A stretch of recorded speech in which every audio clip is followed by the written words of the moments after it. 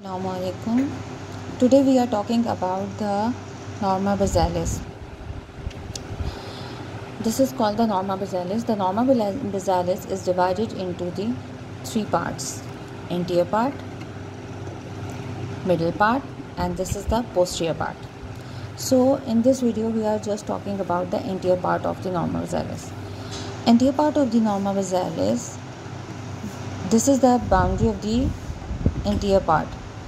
Anteriorly, there is the alveolar arch which bears the socket for the roots of the upper teeth, and it also contains the hard palate. Hard palate is divided into the two parts: anterior 2/3 starting from the anterior part of the alveolar arch till this suture, and this is called the anterior 2/3 part, and this one is the posterior 1/3 part. The anterior 2/3 part is formed by the maxillary bone. This is the part of the maxillary bone which is the palatine process and is called the palatine process of the maxillary bone. And this is the posterior 1/3 part. It is formed by the palatine bone, and therefore this is called the maxillary process of the horizontal plate of the palatine bone. The palatine is crossed by a cruciform suture made by the intermaxillary, interpalatine and palatomaxillary sutures.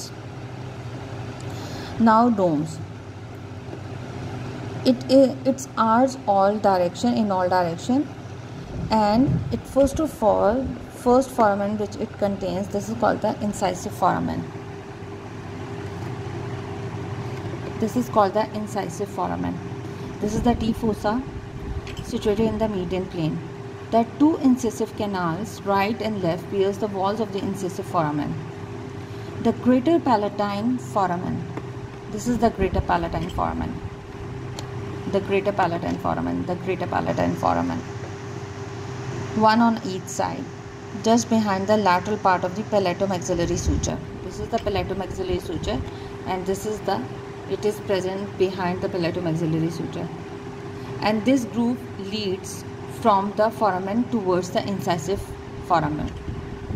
Now the last one is the lesser palatine foramen. This is called the lesser palatine foramen. This is called the lesser palatine foramen. This is called the lesser palatine foramen. They may be 2 or 3 in number on each side, and it lies behind the greater palatine foramen. It perforates the pyramidal process of the palatine bone. The posterior border of the hard palate. This is the posterior border of the hard palate. It is free and presents the posterior nasal spine. This is the posterior nasal spine. The palatine crest is curved ridge near the posterior border, and it begins behind the greater palatine foramen. It runs medially. Thank you.